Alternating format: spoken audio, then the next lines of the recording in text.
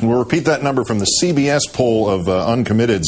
46% of their uncommitted voters, they had a little less than 500 in their poll, said Biden won the debate. 21% said Palin. 33% said it was a tie.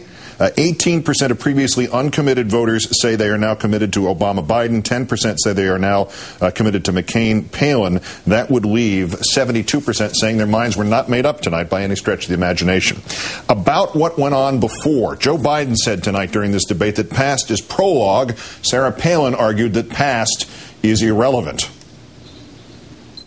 When we talk about the Bush administration, there's a time, too, when Americans are going to say enough is enough with your ticket on constantly looking backwards and pointing fingers and doing the blame game. There have been huge blunders in the war. There have been huge blunders throughout this administration, as there are with every administration. But for a ticket that wants to talk about change and looking into the future, there's just too much finger pointing backwards to ever make us believe that that's where you're going. Positive change is coming, though. Reform of government is coming. We'll learn from the past mistakes in this administration and other administrations. And we're going to forge ahead with putting government back on the side of the people and making sure that our country comes first, putting obsessive partisanship aside. That's what John McCain has been known for in all these years. He has been the maverick. He has ruffled feathers, but I know, Senator Biden, you have respected him for that, and I respect you for acknowledging that. But change is coming.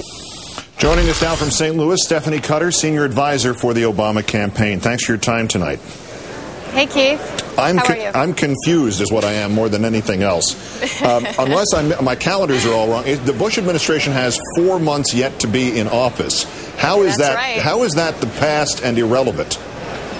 Right, particularly when people are still living with the real-life effects of this administration, both at home and over in Iraq.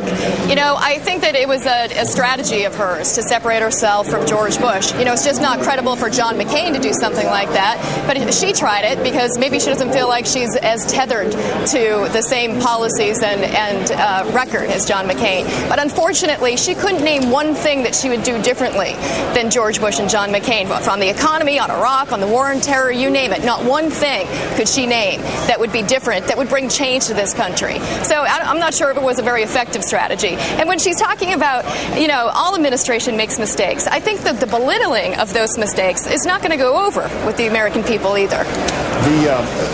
The idea that visceral issues matter as much as what is said. Obviously, that benefited your campaign last time out for the strangest of reasons when Senator McCain would not make eye contact with Senator Obama during the presidential debate last week. Obviously, we didn't have anything like that.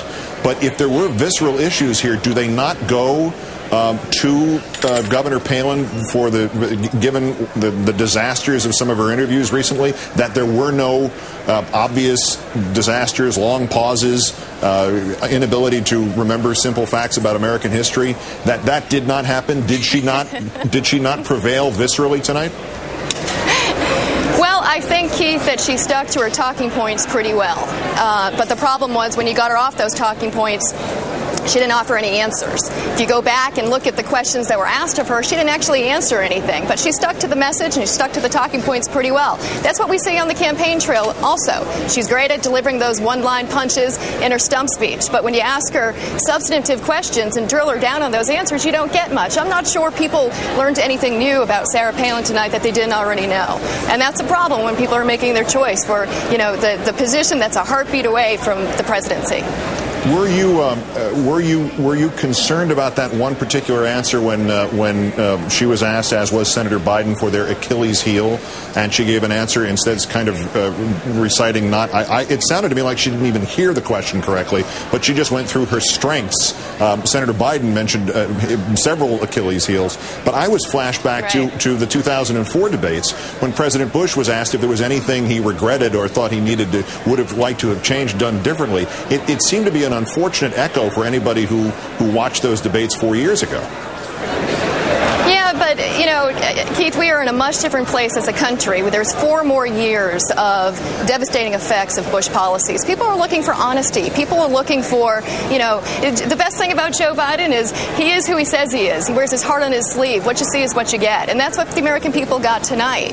That's not what they got with Sarah Palin. They got stock answers and talking points. You know, her answer reminded me of, you know, the advice that you get when you're going for your first job interview out of college. Turn whatever negative you have into a positive. You know, people get that. People understand that that's not honest. You know, if she can't name a policy that she'll differ with the Bush administration, that's not change. And, you know, I think that at the end of the day, when we see the analysis out of this debate, when we see where the polls are out of this debate, that'll be evident. Stephanie Cutter, a senior advisor with the Obama campaign, joining us now from St. Louis, and we thank you again for your time tonight. Thanks, Keith.